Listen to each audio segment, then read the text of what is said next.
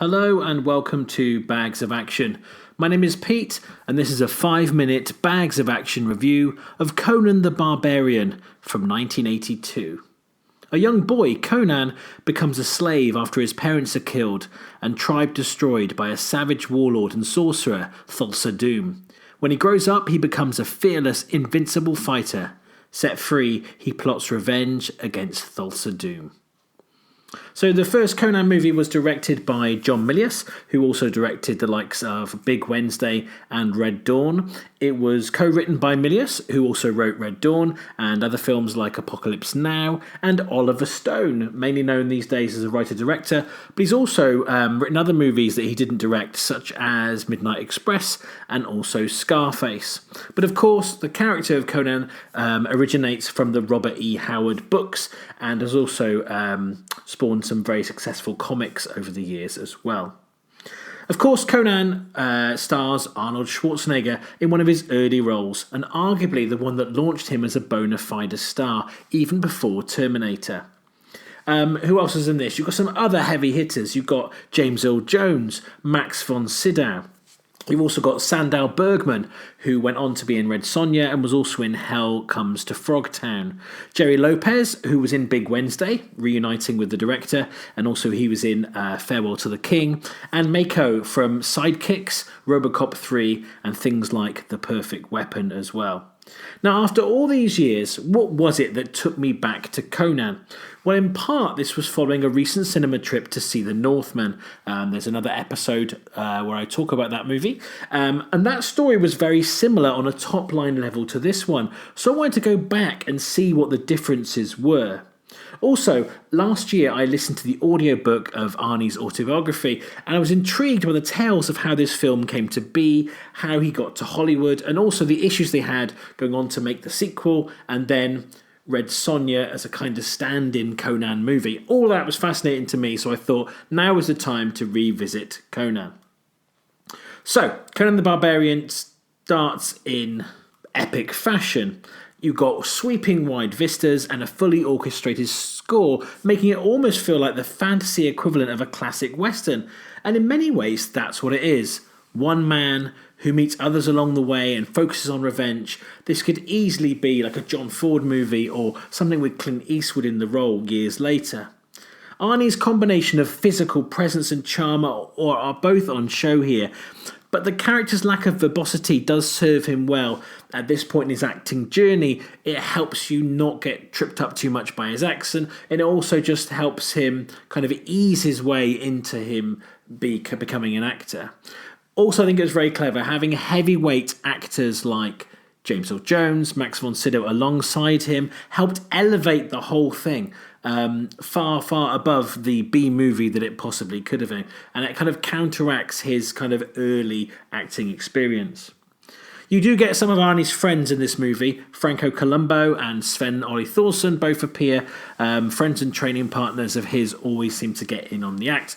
Now, one thing I'd forgotten about this film was Sandahl Bergman's role, how important it is, how interesting it is, and how good she is alongside Arnie. So I had a little look into what else there was to know about this, around this. So now after this, she was offered the leading role in Red Sonja, which really would have made that even more of a cipher for Conan than it already was. But she actually said, yeah, she'd like to be in the movie, but she didn't want to play Red Sonja. She wanted to play the villain instead, which I think was an interesting move. And she did all her own stunts in Conan the Barbarian because back in 1982, there weren't any stunt women they could find who matched her size, build, and athleticism.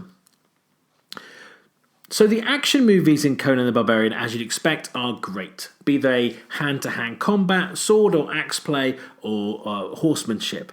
Now, I'd forgotten just how prominent the Conan's wheel was to the story as well, and that's a clever visual device. It's a really clever way of showing Conan growing up. He's pushing the wheel as a young boy, the camera kind of pulls back, and then you kind of see him as a fully grown, overgrown man. And I have to say the casting of the young Conan was amazing. He looked so much like Arnie, you almost believed that it was him at a younger age. These days, some of the casting of younger actors can be a little bit off, so it was really good to see that. I'd forgotten some of the weird and wonderful elements of this movie. There was far more nudity than I remembered, and far more crazy supernatural stuff too. Yes, throwing a mid-coitus witch onto a fire is something I didn't remember. But then again, I was only about 13 when I saw this, so maybe it's lack of memory, or maybe it was an edited TV version that I saw that didn't even have that scene in it. But much of the supernatural stuff in this film is never explained. There's not that much world building here. You just kind of have to go with the flow, really.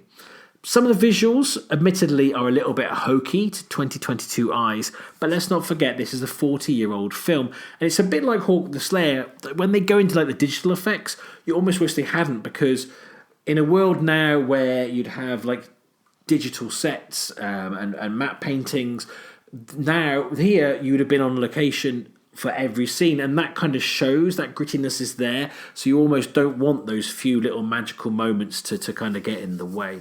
So, thinking about it now, it's far, far better than the limp 2011 remake that I saw, and if memory serves me correctly, I think it's far more accomplished than the sequel or the Red Sonja movie. I might have to revisit both of those soon as well. The story is simple but effective, and the only thing that felt really dated to me was the pacing. Like many things, this was much slower than we're used to now. So I remember rewatching Robin of Sherwood a couple of years ago, and that felt very slow by modern standards.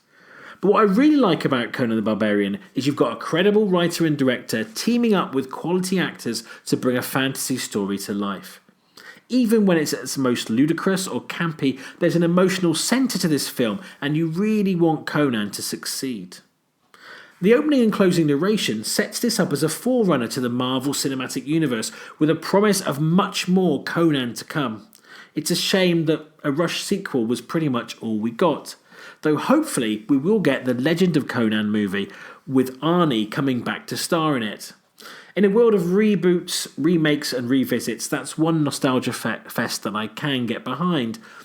And in a way, like Sly's last Rambo movie was a bit of a misstep, and when Arnie's come back into the Terminator films, it hasn't really rung true. But for Sly, it really worked with Creed. That was a fitting way to continue/close the Rocky story, and I hope the Legend of Conan does the same thing for Arnie. Lets him really kind of go out with a bang with one of his iconic roles. So, Conan the Barbarian, with all those things considered, it is a little bit dated. It does take a little bit to get used to, but it's a classic. There's so many things that wouldn't have happened in cinema if it wasn't for this movie, and it launched Arnie, so we've got to be grateful for that. It is a classic, and I still think it's well worth a look today. And all that considered, I'm going to give Conan the Barbarian 4 bags of action out of 5.